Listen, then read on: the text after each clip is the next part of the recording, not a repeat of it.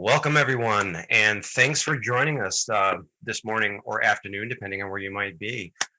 We are here today to talk about an increasingly popular topic, and that is going to be zero trust. We want to talk about things like what it is, some of the drivers behind zero trust. Is this something that you should be considering and why? How will it protect your organization's intellectual property, your data, your users' identities? What are the major components that go into building a zero trust network architecture? And most importantly, how does CrowdStrike play a role in building this zero trust network architecture that we'll be discussing? Before we begin, a couple of housekeeping items I want to let everybody know here today.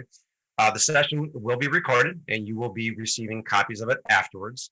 We're going to be going about 45 minutes of presentation material with 15 minutes of Q&A at the end. So if you want to put your questions in the chat window, our marketing team behind the scenes is going to be cultivating those and putting those up towards us as we speak. If I see a pertinent question, we'll stop, we'll answer it, we'll talk about it. Otherwise, we'll save those for the end. So please keep those coming as you think about them throughout the presentation. There'll be a few polls, so please take part in those. That'll really help Naren and I kind of guide what we're going to be talking about towards the audience and what you're interested in hearing about. And finally, we will be raffling off a drone at the end of today's presentation. Very happy to be speaking today alongside Naren from CrowdStrike. Naren, could you do us the honors and introduce yourself? Sure. Thanks, Dan. Good morning, everyone. So thanks for being here today. So I'm Naren Vaidishwaran, Senior Product Marketing Manager for Identity and Zero Trust here at CrowdStrike. So prior to CrowdStrike, I was with organizations like HP and SolarWinds. In SolarWinds, I was managing the complete security portfolio over there from a product marketing perspective.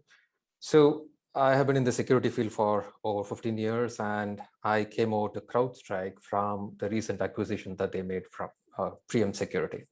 So it's been a great ride, and I see identity and zero trust getting a lot of attention from a lot of folks, especially from the CISOs here. So great to be here. Excellent. Thanks, Naren. I am Dan Gregory. I'm the VP of Systems Engineering here at CBI. I've been with this organization for about 19 years. All right, with that said, let's jump right in. What I wanted to do first of all is let you know why we partner with CrowdStrike here at CBI. We've got a great history with each other. We are very active and participate on their partner advisory board. Gives us a seat at the table when it comes to listening to our customers and making sure that those words and voices are heard in those type of R&D and development meetings. So we're a good conduit for that. Technically certified partner. We have SOC as a service operations. And then more importantly, we have a VA pen testing services that if you do deploy something like CrowdStrike and other complementary solutions, we can shake the tree and see what comes loose. So we can find out, is it designed appropriately? Are you getting the value out of it? Is it defending your networks the way that it should be? Naren, I'll throw it over to you to kind of give the CrowdStrike pitch over there on your side. Sure. So we at CrowdStrike cover a lot of ground from a security perspective, be it endpoint, the identity, and the cloud. And we are pretty big proponent of going cloud first and cloud native because we are 100% cloud native. And cloud, the CrowdStrike Security Cloud does a lot of the heavy lifting. So as I walk through the presentation, you will get to know some of the aspects, especially from an identity and zero trust perspective. Great. Thanks, Naren. All right. Moving on.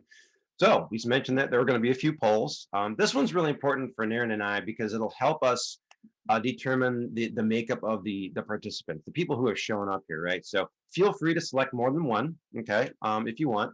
We want to understand why you're here today, what you want to get out of the presentation by showing us or telling us where you're at in the zero trust discovery or understanding journey, if you already have it.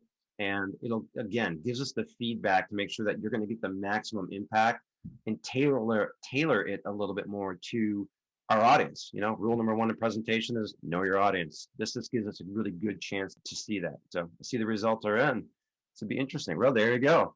Majority of the people are here because they're not sure zero trust is something they're going to need, and they're looking for insights in that. That's really the audience we were hoping a majority of people would fall into. Some people are already looking at CrowdStrike and its zero trust capabilities. The least amount of people basically are already planning and are interested in improving it. So this kind of gives us a chance to validate the environment that we're in with zero trust. It's still new, it's emerging, but very, very important. With that said, I'm going to hand it over to Naren. I'm going to leave it in your capable hands to walk us through. And remember, participate and put those questions in the chat window, everybody. Sure, thanks, Stan. So I think that was a great starting point about where people are in the zero trust journey. So zero trust is not a new concept. It has been around for a while.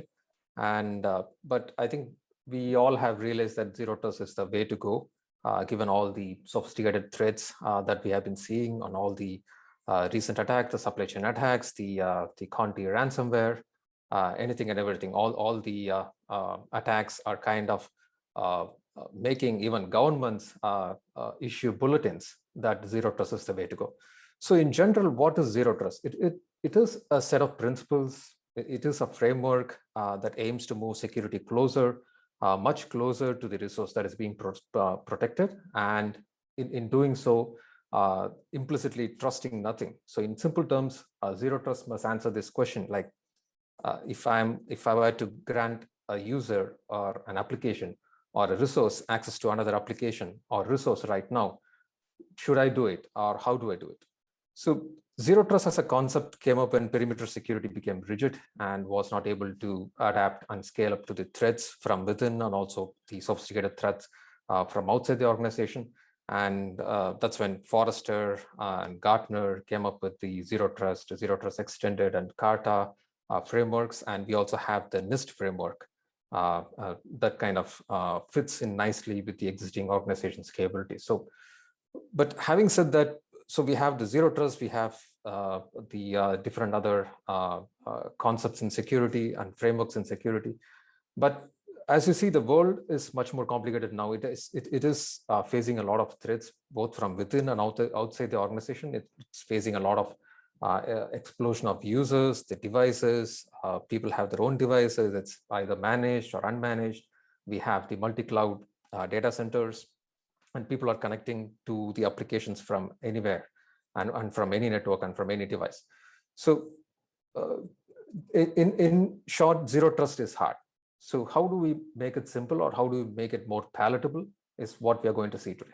So in a recent Forrester survey, this also gives a very good picture, which is also in line with, I think, the first survey question. So many understand that zero trust, almost 80% have mentioned that they need zero trust, but only less than 40% even started this project. Why is this? So it could be because of a lot of reasons. Like I mentioned, it is zero trust is hard, it's complex, people don't know where to start. So as I go through these slides, I'll give you a bit of a hint on where do you start, how do you proceed, and what the zero trust journey could look like. So in short, the zero trust journey shouldn't look like a zero sleep journey, because we are covering a lot of ground here from an analytics endpoint, the identity, the network, and so many entities, and how does automation come into play in making all these work. So that is where we need to have a specific zero trust prescriptive journey, so that it's easy to start, it's easy to kind of take it forward and scale up, and also protect the enterprise from the evolving sophisticated threats. So in the next couple of slides, I'll be talking about the zero trust framework. But before that, I would like to ask you a question through a poll. Which zero trust framework are you considering, or if you have adopted, what is the zero trust framework that you have adopted? As we wait for the results to come on this one, Naren, I'm always curious to know how many people even know that there's an actual set of security frameworks that you can select from to actually help guide and drive your ZTNA, process. This actually might be interesting for people to know that they exist in some cases. All right, and the survey says, well, a lot of them haven't decided. That was easy. Yeah, I would have picked NIST as a close second myself. That's good. All right. So this is pretty consistent with a few of the discussions that we have with the CISOs and with a lot of enterprises. And again, it kind of ties back to the Forrester survey as well. We all know we want, but where do I start? Which framework to adopt? So like I mentioned, we have the Forrester ZTX framework, we have the Gartner Carta, and we also have the NIST 800-207 zero trust framework. And the recent executive order from President Biden it mandates the NIST 800-207 framework, and that is the framework that CrowdStrike has been a big proponent of for since last year. So as we proceed, I'll give you an overview of what this NIST 800-207 framework is all about, what are the key principles and things like that. So the NIST 800-207 framework has 4 key principles. It's starting with the behavioral data, the user behavioral data. So you need to know what your users are up to, what their if they are accessing the right application, whether they are whether their credentials, the legitimate credentials, have been hijacked by a third party, by a malicious actor, and if they are trying to do things that they are not supposed to do, are they trying to access applications that they are not supposed to access, from which device, from which location, things like that. And the second principle is implementing segmentation from an identity perspective, and also the least privilege access to limit the attack surface. So limiting where the user can go and do significantly reduces the attack surface. And the most recent example could be the supply chain attacks, where the users were compromised, the privileges were escalated, and they moved laterally to exfiltrate data, and also to kind of hijack one of the software releases.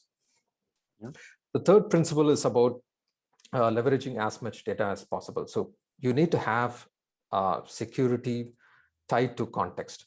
So you need to collect as much data. It could be from people, from, like I mentioned, the behavior. It could be from the networks, the workloads, the overall visibility analytics, all put together. How do you create the context so that whatever action that you take or whatever policies that you enforce, it's all tied to context instead of being purely deterministic. The fourth principle is about continuous verification. So this is the most important principle, and it's also the toughest to implement, because I think many organizations have some sort of VPN or MFA to kind of get the access to applications or resources. But how do you know these things are effective? Because probably you can do a VPN timeout and say you can access the application for probably 30 minutes and 40 minutes. And after that, I'm going to again ask you for a password or trigger an MFA or 2FA. But how do you know this behavior is going to be consistent? And how do you know that something malicious doesn't happen in between? So implementing the continuous verification is a key aspect of zero trust, and it should also be implemented from a user experience perspective. Yeah. And Naren, before sorry, I didn't want to interrupt, but I wanted to grab you before we went on to the next slide here and make some observations from a consultative perspective. And this is why, CBI and CrowdStrike are kind of good at bouncing things off of each other. Number one, not surprised to see the continuation of behavioral data analysis. We're seeing behavioral data analysis in almost everything, right? It's like a garnish in IT security, cybersecurity stacks that we're seeing. The other one is, and I want to kind of put that out there for food for thought for everybody, is if you go into a zero trust network architecture or type of program, you think you want to actually implement it, be careful of a few things that are foundational to the process. This slide does a great job, and Naren covered a few things where if you don't already know and have a way of determining who should have access to what based on a set of criteria, their job code, where they're at in the organization, or what have you. And I'm talking about the applications they should be allowed to access, the data they should be allowed to access, and the services in the cloud they should be allowed to access, or not, as the case may be. And you can see right away is if you go into zero trust network architectural design without the answers to those baseline foundational questions, this will not make that magically go away. This will automate the chaos, so to speak. So we would slow you down a little bit so you can go faster and ask those questions right away as we engage with CrowdStrike's, their teams, saying, do you have that at least figured out? Because this won't fix that magically for you. But this slide does a good job of tying that together. Just wanted to raise that up for food for thought for everybody. Thanks, and I think that's a good point. In fact, in one of the recent customer implementation, the customer was really, really surprised to see a bunch of service accounts.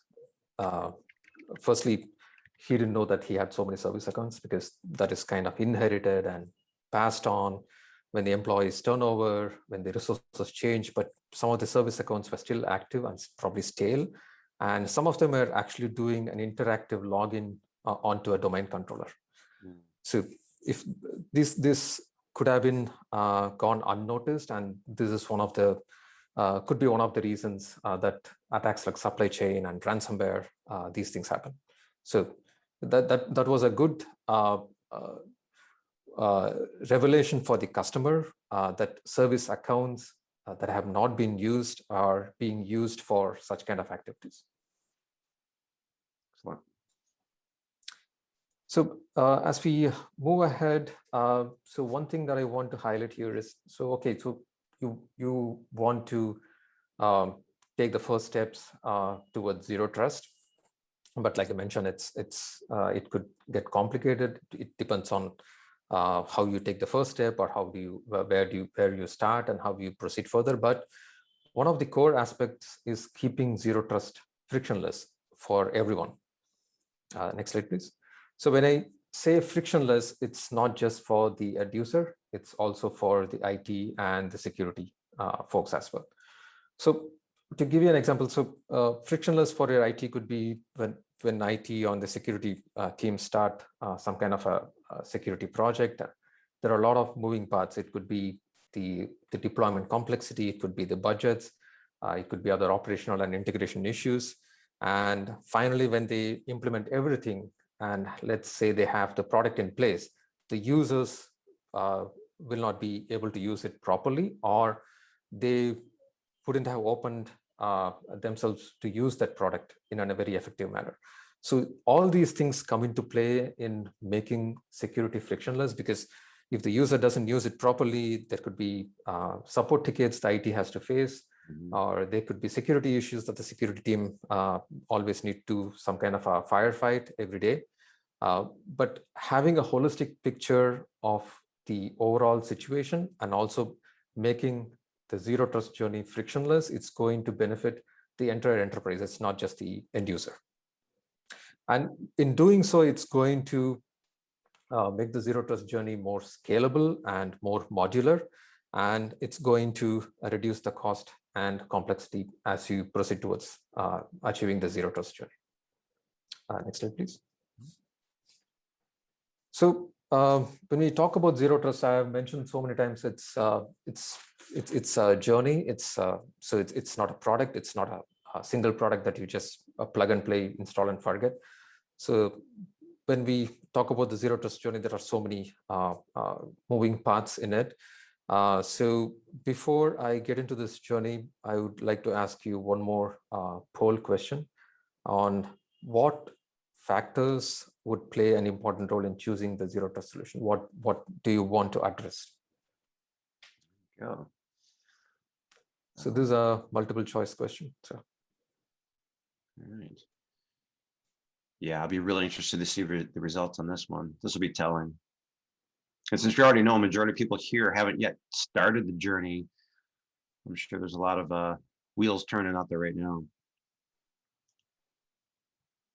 Even if they have not started, it's in most cases, they know the security situation in the company and they would want to address certain aspects right away when they start. Yeah. Yep. There we go. Survey said, oh, got a close tie for first place, right? Security coverage, including legacy proprietary systems and tools, and the ease of use, less friction for end users. So I'm not surprised to see that in there. And I don't know about you, but nothing kills a project quicker than if your end users reject it or just simply don't use it or figure out creative ways to get around it. Yeah, that's telling. There's a lot of people, you can tell there's a lot of experience in the room when it comes to those kind of things, based on the poll results that I'm seeing anyway. It's cool. What are your thoughts on it? Yeah, so I think this is also, again, pretty consistent. When we talk about where do I start the journey, most of the enterprises already have a lot of legacy applications. They may not have completely moved to the cloud. They may not have completely modernized the applications, or they could be having legacy servers and endpoints. So we cannot propose a solution that says, okay, you throw away all the legacy systems and get something new and better, and we'll be able to apply the security over there. That's not an ideal scenario. So the ability to cover legacy systems and improve the overall coverage is the message has been pretty consistent, along with the user experience. So user experience has been one of the top items when we talk to the security experts in enterprises. So the next slide, I'm going to talk about taking a phased approach, how a typical zero trust journey could look like for an enterprise. It's not a step 1, 2, 3. It's probably where you may already have great visibility and you may be looking at a mitigation solution, things like that. So you can start wherever you want, but in a typical enterprise, and also considering this audience, majority of them have not implemented zero trust. So this gives a good overview of where you can start and probably how you can proceed. So when we have been talking to a lot of enterprises, the security analysts, the CISOs. So one thing has been pretty consistent. They want to have the maximum protection and the maximum adoption across the enterprise. So ideally speaking, they want to be on the top right corner in this axis. So to start off with any security solution, obviously they start with getting the best visibility, the best overall visibility. That's the primary goal.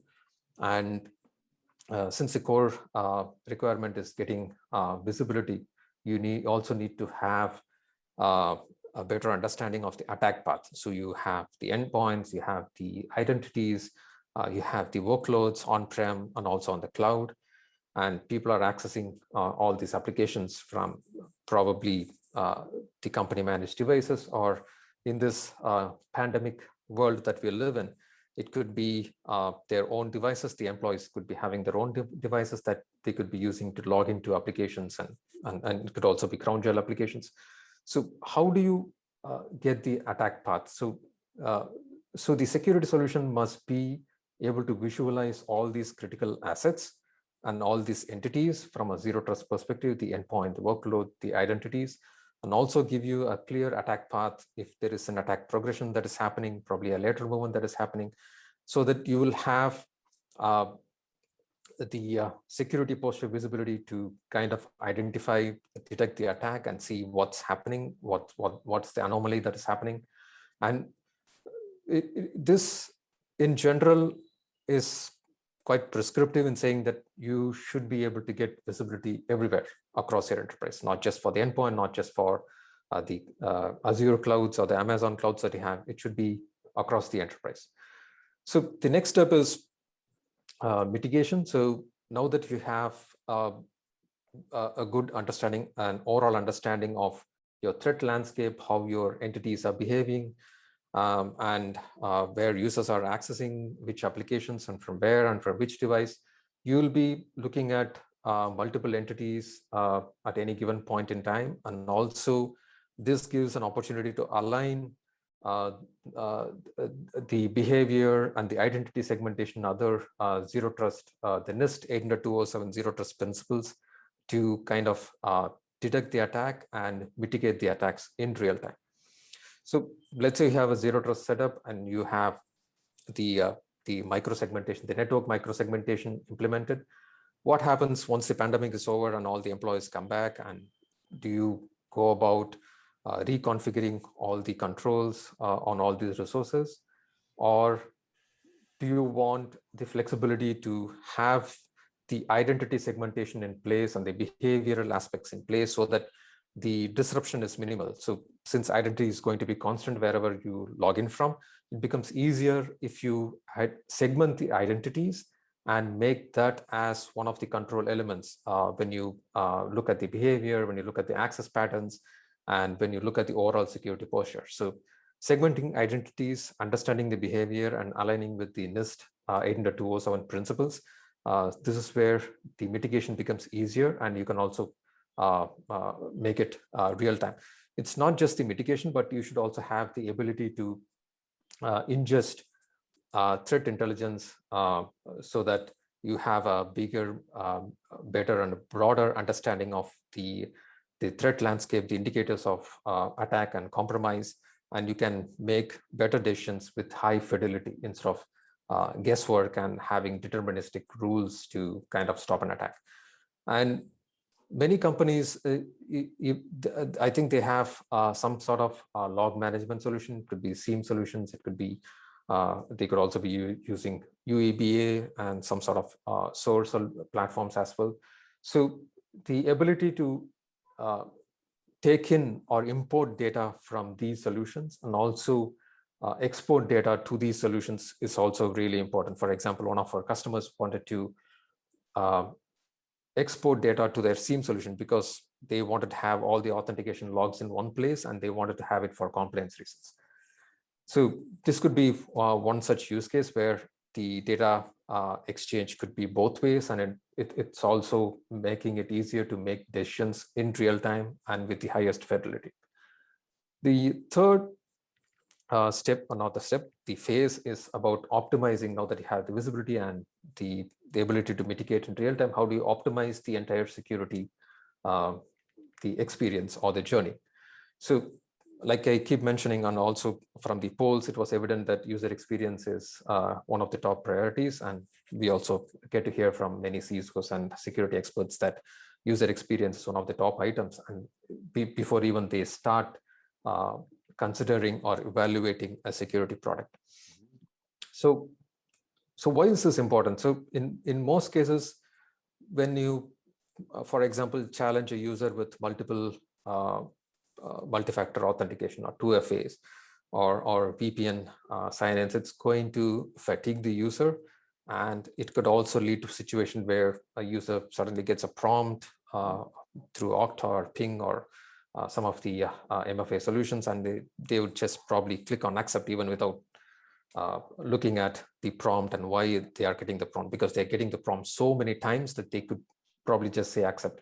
And by doing so, inadvertently give access to a malicious actor or an insider access to a critical endpoint or a server.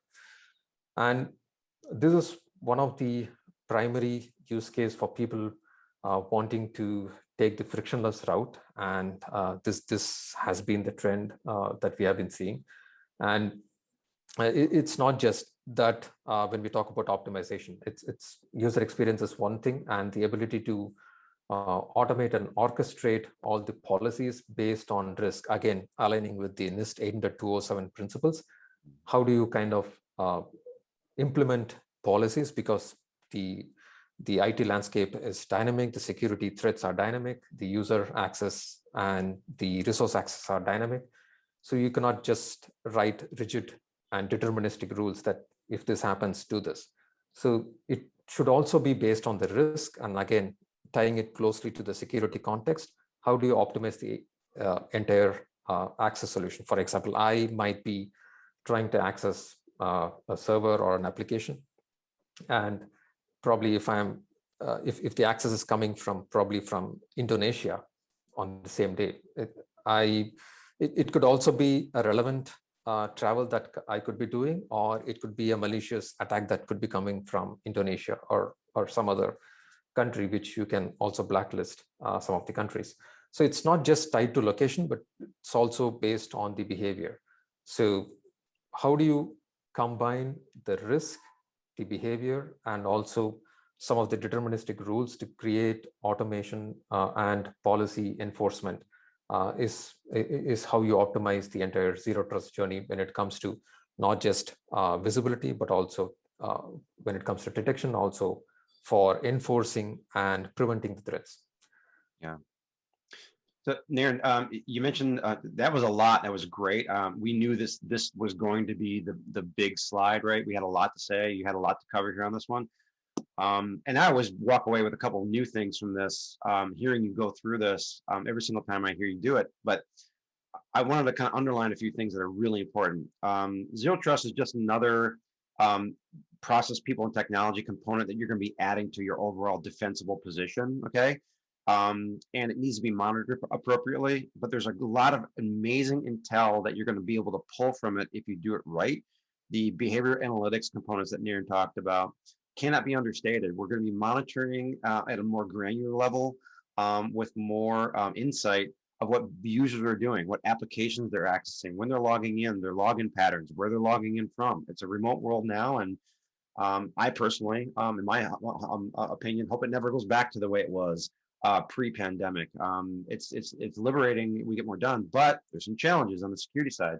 So getting all that UBA and behavioral analytics is key. Do not forget to incorporate how the question, how will I ingest all these events coming from my zero trust network architecture components and make sense of it? Because you can drown in it pretty quickly. Make sure you have a plan to turn that into actionable, defensible kind of statements and conversations if you start seeing things that don't make sense, and be prepared to pivot and adjust based on your users' behaviors. The one other thing we saw, Darren, and this is more of a question to you, is you mentioned segmentation quite a bit, and I think that might need to be defined a bit more. When you say segmentation, identity-based segmentation, you mentioned it in a couple of different contexts. Maybe explain to the participants of today what you mean when you're talking about segmentation. I think a lot of people go right to, oh, network segmentation. That's really not the concept here. So if you could expand on that, that would probably help. Yeah, absolutely. So that's a great question. And we keep getting this question about, I already have network microsegmentation. Do I need to do identity segmentation? So identity segmentation, firstly, from a CrowdStrike perspective, it's a completely automated process. Like CrowdStrike is going to give you all the information about every user account, every workforce account. It's not just the human user, it's going to also be the service accounts. So it could be the programmatic accounts, it could be the privilege accounts, it could be the regular user accounts, where they are, which endpoints that they have, where they are accessing from, which location they are accessing from, and which applications they do access, whether it's on-premise, on the clouds, and if it is in the cloud, which application, if it is on-premise, which application. So this is going to automatically classify each and every identity within the enterprise. And it's also going to do something very similar for the third-party vendors and contractors as well. And just to quote an example, I think there were the Maze ransomware that was a big thing last year. I see one of our customers who was doing proof of concept, which is they just wanted to know how many of their systems would have been compromised because they had the contractor who was the primary company that got affected by the Maze ransomware, and that's from where it kind of started spreading. So we were able to auto-classify and give the entire information that these are third-party accounts and these are from this company. And this is where probably you might need to kind of tweak the controls, probably instead of asking for MFA once every day or making it risk-based, probably you can tweak the controls to make it once every 30 minutes or once every hour. So something like that. So the tweaking of controls became easier once they identified identified and segmented the users from the specific third-party company. Just to quote an example. Great. Thanks, Darren. I know we still got a lot more to cover and we're coming up on time, but I just want to get that out there. Thank you. Yeah. So just to quickly cover the couple of the other slides. So we keep saying that CrowdStrike is 100% cloud native, and that's one of the so if you want to take on the zero trust journey, it becomes simpler and scalable and also cost effective when you embrace the cloud. Next slide, please. So we don't want to end up in a situation where we have the zero trust, zero sleep situation. So we want to make the zero trust journey simple. So next slide, please. So we want to, let's say you have the requester and trying to access the data. So we have the CrowdStrike Security Cloud in between that's going to, so that the Security Cloud has three important components: the threat graph, the risk engine, and the policy engine. So the threat graph is the brains behind the system that's going to collect all the signals from the endpoints, the identities, the workloads, also from the threat intelligence feeds, and also probably from other SIEM solutions and other security tools that you already have implemented. So it kind of collects all the relevant signals, and it's always constantly looking at the threats and the attack paths, And the risk engine is going to look at the various behavior signals. It's going to give the risk score for the endpoint. It's going to give the risk score for the identity. And it's going to monitor all the deviations, the transactions from a specific security context perspective. And the risk score is kind of dynamic. It's going to increase or decrease depending on the activity of the user and also the endpoint.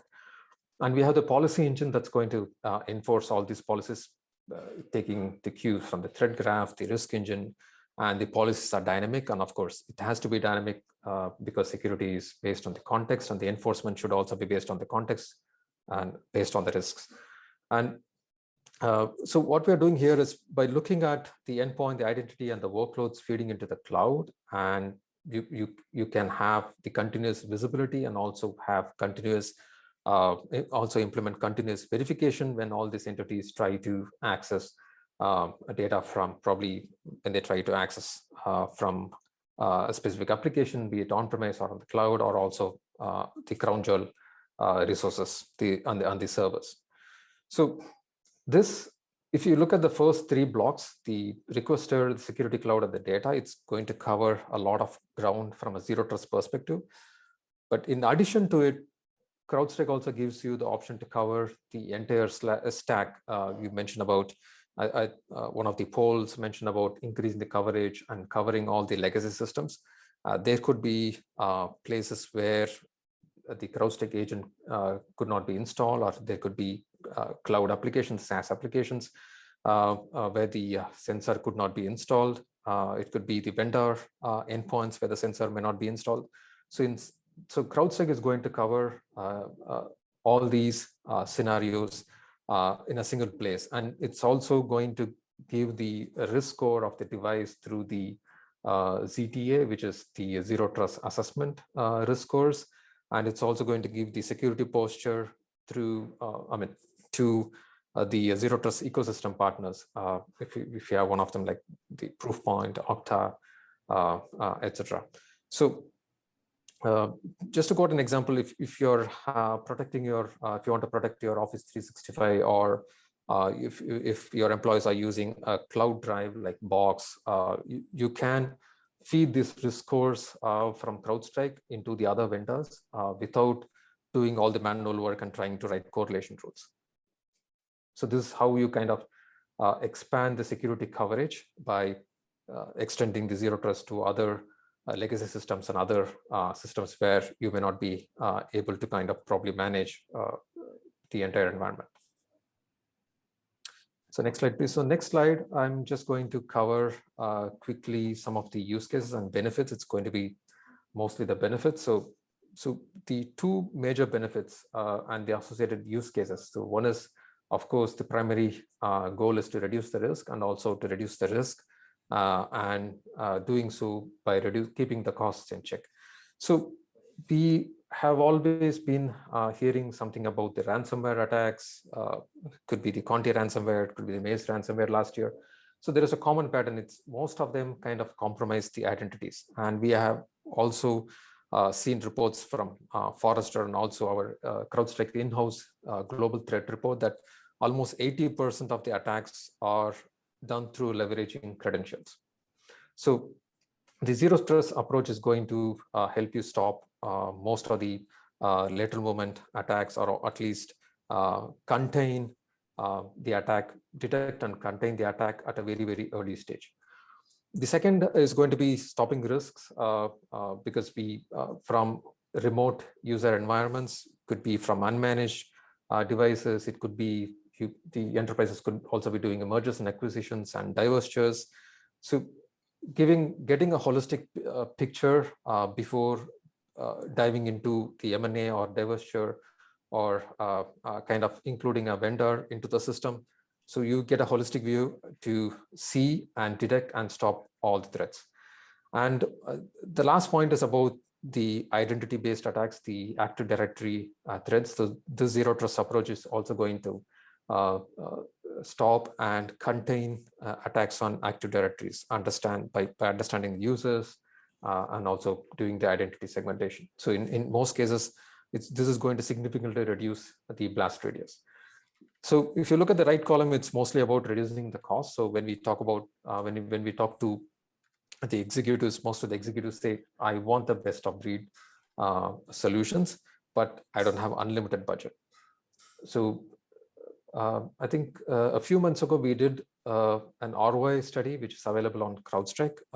It was done by Frost & Sullivan, and they profiled some of our customers, and they got some real big numbers on how they were actually able to solve most of the security issues, but also reduce the cost by at least 3 to 4 millions.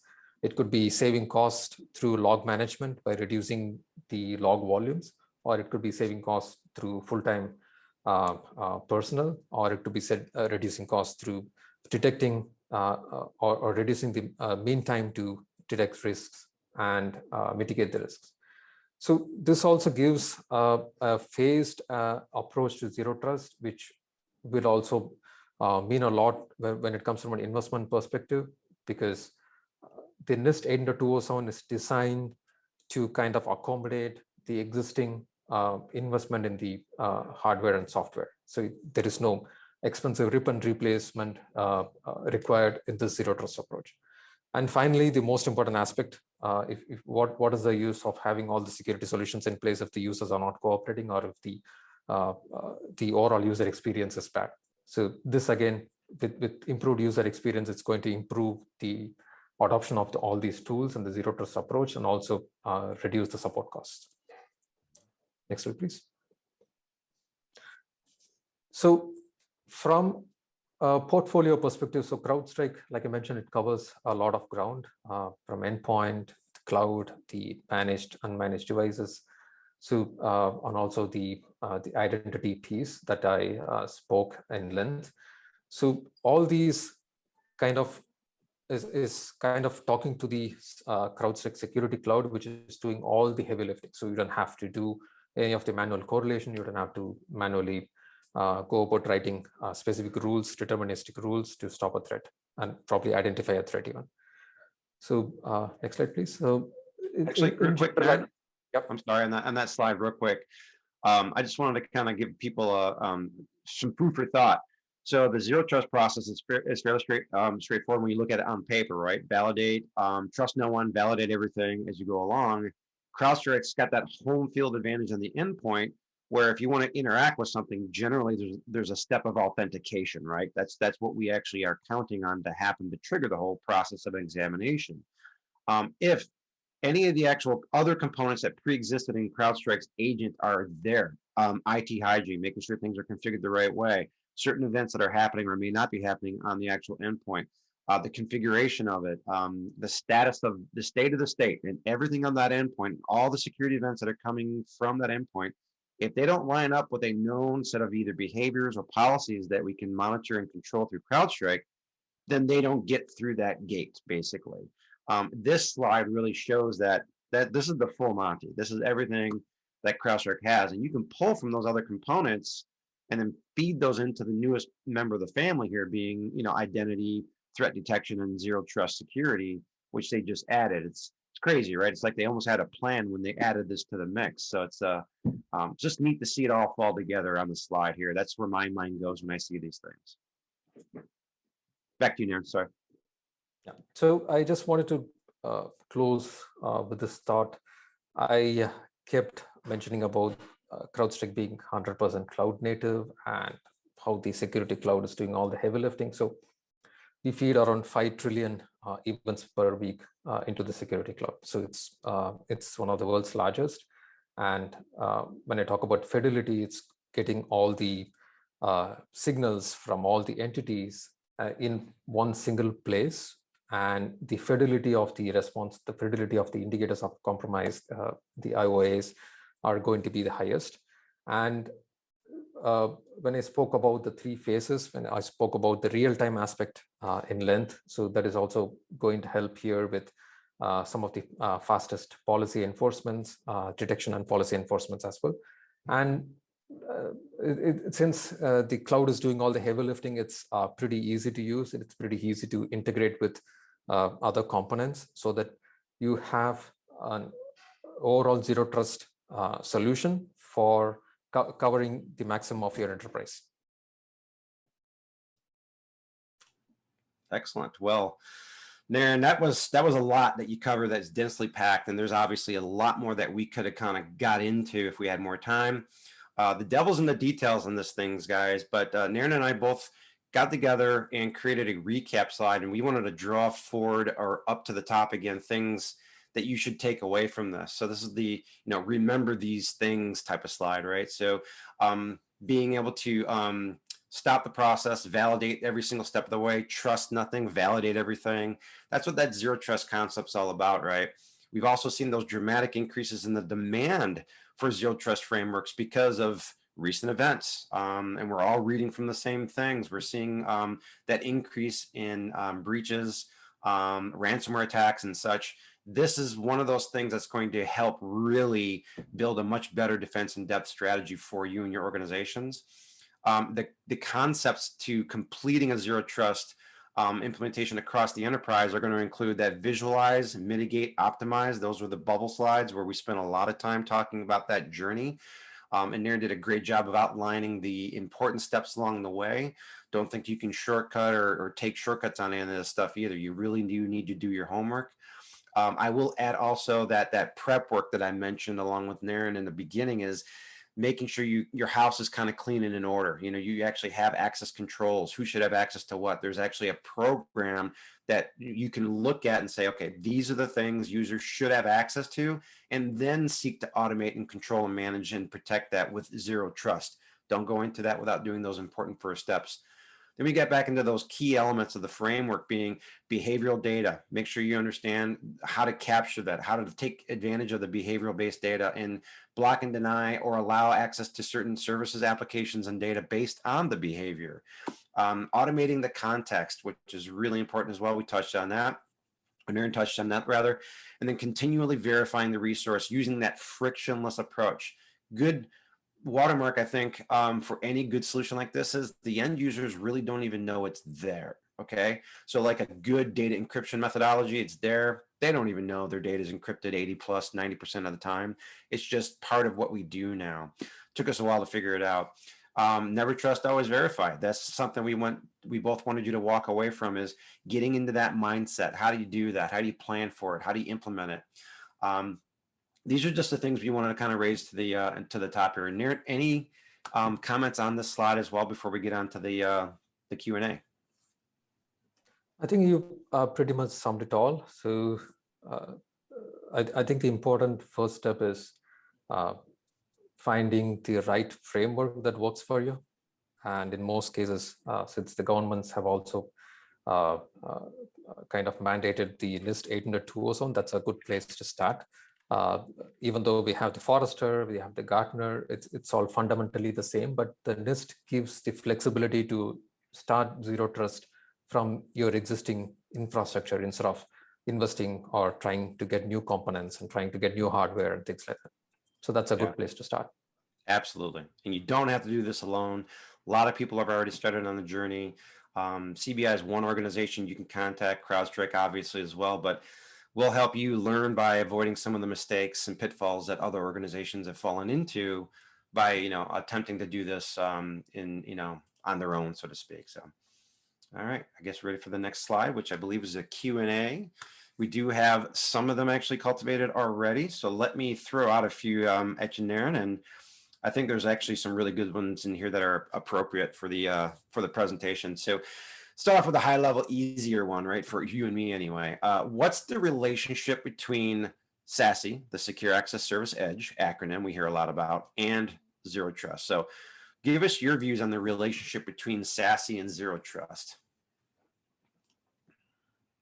And I can kind of chime in as well, but we can play ping pong with this one all day. So I think in most cases, we cannot separate SASE and zero trust because SASE has a lot of components like the zero trust network access. It also needs to have the software defined networking component in it. It needs to also have the firewall policy. So all these kind of come into play to give the secure access to the cloud application. And one thing to note is SASE is mostly or to put it the other way, the enterprises that could benefit from SASE would be those that they have heavily invested in the cloud environment. They have more of the cloud and probably nothing on-premise. So if you want to have a good mix of on-prem and cloud, you need to have the overall zero trust journey that encompasses the on-prem piece as well. That's where all the legacy systems come in. Yeah, absolutely. I would add to that, and the analogy that I used as describing the relationship between the two is, I look at Secure Access Service Edge as the fabric, the circuitry of how you want to build those secure paths. Generally, it's focused on, SD-WAN, firewall as a service, cloud-based SWG, cloud-based IDP, and everything else.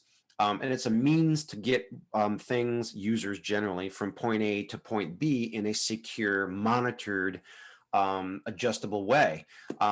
Zero Trust are going to validate that user's journey on those gates as they traverse through the circuitry or the pathways of the network that have been laid down and established by the Secure Access Service Edge.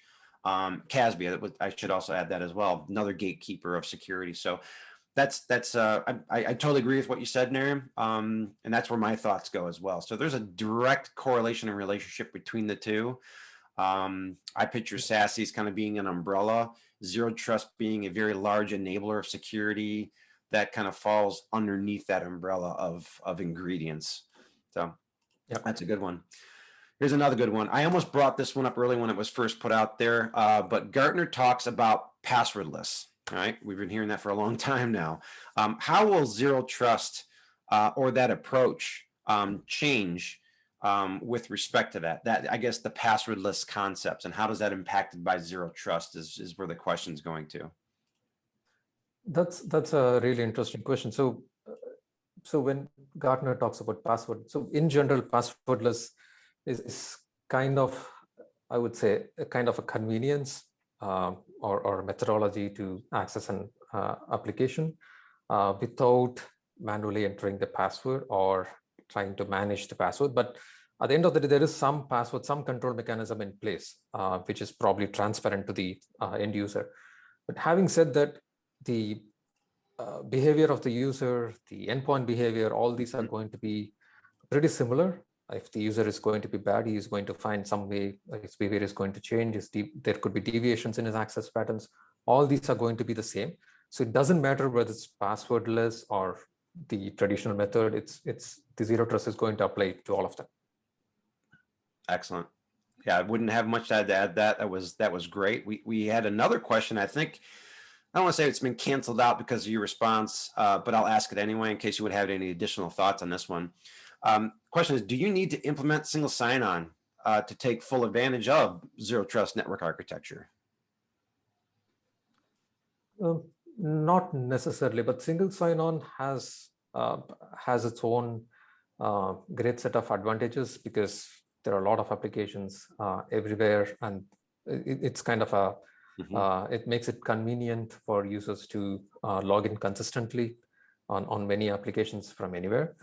But Zero Trust doesn't necessarily need single sign-on. But having said that, CrowdStrike also integrates with single sign-on solutions so that you get a holistic picture of what's really happening in the network. And again, if they are tied to some kind of an identity store, that also makes it easier to get the holistic view of where the users are coming from and which single sign-on solution or ADFS solution, for example, they are using to access the applications. Yeah, my mind goes back to one of the slides you had where it was the it actually showed how the CrowdStrike agent, it was the one with all the arrows, kind of remind people of what I'm talking about. Yep. And it actually integrated through APIs and calls on the back end, one of those being single sign-on. So the telemetry and information and data that CrowdStrike's identity agent can collect and cultivate to verify through single sign-on, which really is just going to speed up the process if I'm an end user, right? It's a convenience. Security people look at it a completely different way. End users tend to look at single sign-on as, oh, you're saying I only have to log in once for my entire day's worth of work? Fantastic. Sign me up. Where do I get it?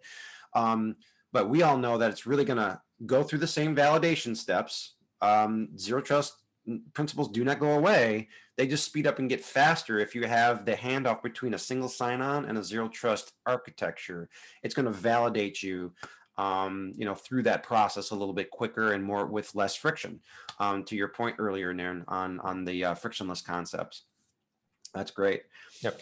All right. Another question. I think we can squeeze one more in before we go on to the rest of the final, wrapping this whole thing up.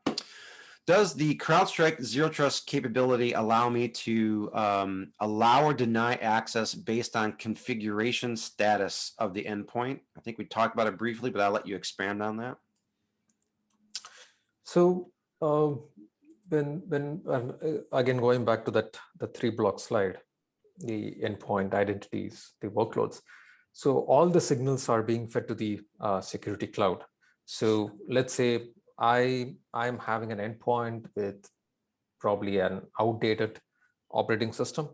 Mm-hmm. So the CrowdStrike Security Cloud is going to analyze that, and it's going to probably prevent me if I'm trying to access a crown jewel application, or probably challenge me multiple times, or depending on how the policy is set, when I'm trying to access a solution or a resource. So this, in many ways, it's so even if for example, so with the zero trust assessment tool, the device risk score is also being communicated constantly, and there are various ways through API integration or zero trust assessment partners that you can extract that score and try to make real-time decisions whether I need to give access to the specific user who is trying to log in from the specific endpoint, which is having this kind of a risk score, mm-hmm. the device risk score. Excellent. All right. Well, I think we've got all the questions answered that I saw come through. I want to thank those people who participated in that and gave us some good questions. Guys, we hope you actually got a lot out of this presentation. Our main goal here was to educate and get the wheel spinning and get you to start asking more questions, right? And give you that insight into where to start, perhaps. And that it's a journey. It is not a destination like Nairn's slide earlier on. You'll be on it for a while like anything else. I definitely want to thank Nairn for his expertise getting us through that. There was a lot to cover. Really appreciate that. And if you found any value in today's session, I want to make sure that you get the information you needed. But if you need more, please contact us or CrowdStrike directly. You can reach out to me on LinkedIn. I'm on all the social media outlets there. My email is dgregory@cbisecure.com. Thanks again, everybody, for participating, and have a wonderful day. Thank you.